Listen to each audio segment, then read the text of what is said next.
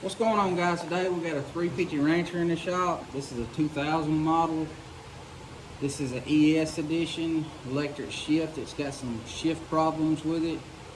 We're going to go through and show you what's going on with it, and then we're going to show you the steps you got to take to fix it. So let's get started on it. Alright guys, so whenever this one was brought in, this is how it was brought.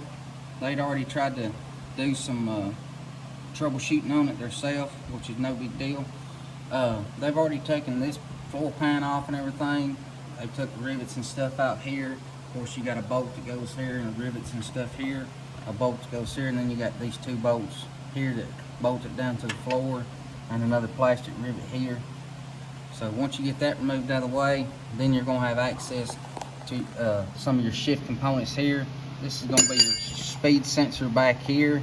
This is your shift motor. You can see that they've done replaced. And up front right here on the bottom side, that's your angle sensor. These are just three components that work the electric shift. Now, these shift motors here are kind of tricky because people will take them off all the time and take them to a 12-volt source of a battery or anything and hook power to them that way and see that they work. And technically, I guess you can do that, but technically you can't, because this shift motor does not run off 12 volts. This shift motor runs off 3 volts. The signal that it gets from the machine to operate its shifting is 3 volts. So this machine doesn't put out 12 volts to this shift motor, it just puts out 3 volts. So this doesn't get 12 volts from the machine, it just gets 3. So putting it on a 12 volt source isn't going to give it the correct testing.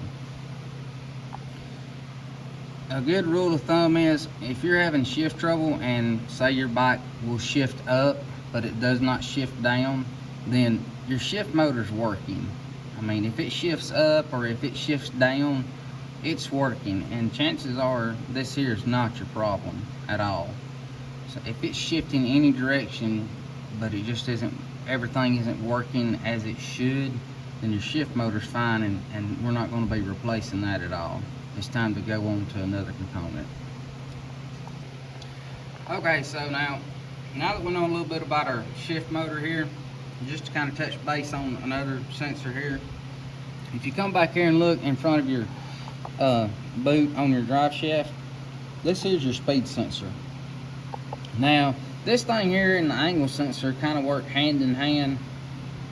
This here kind of makes sure that you're not shoving this thing in the gears when it doesn't need to be, so you're not damaging stuff, and it also controls your speedometer and things like that. So if your machine, if the speedometer and stuff's not working and you notice that, it's not shifting properly and things like that, this is going to be what you need to replace as well.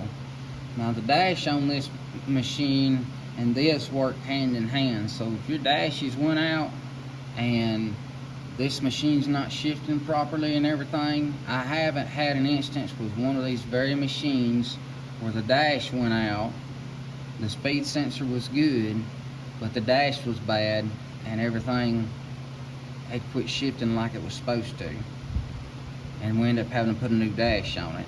But that's whenever you got to go through and make sure all your components are good. Then you got a dash issue, but you got to go through and check your angle sensor, your speed sensor, and all that. So your speed sensor here is going to communicate with your dash on the speedometer, and also help to make sure you don't just throw this thing in the gear and damage your transmission. But these right here, I've not replaced very many of these. These is not a likely component to go out as much as an angle sensor. So just keep that in mind. These do go out, but it's not as likely as an angle sensor. As you can see here, this dash is working. It is just bad faded. You can see the end right there showing that it is in neutral. And once you press your button, you can see that it shifts. Now it is showing the 1, but we do not have any shifts down.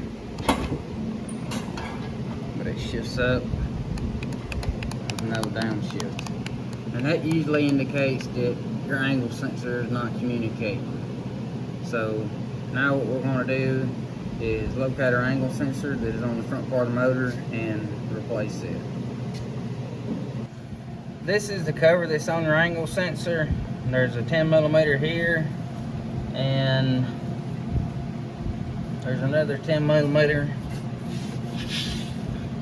over here. You'll take that off, then it's got two Allen heads on top and bottom. We'll take that off and then unplug this plug on it. Once we do that, it will be removed.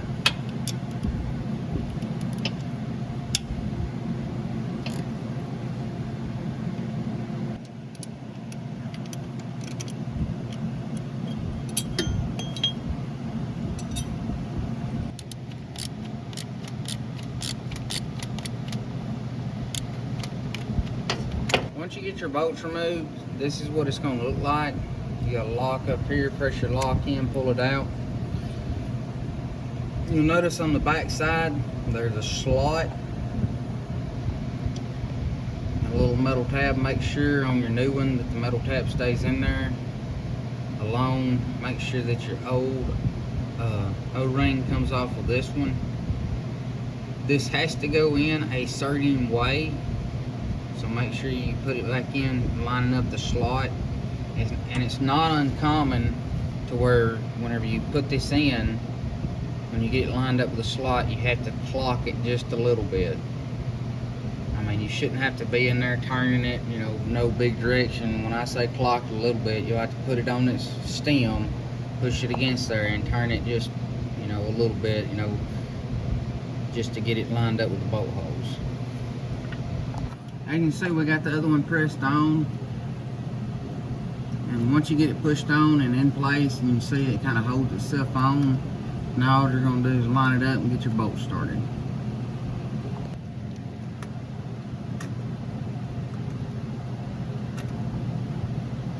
This is something you want to plug up before you put the protective cover on.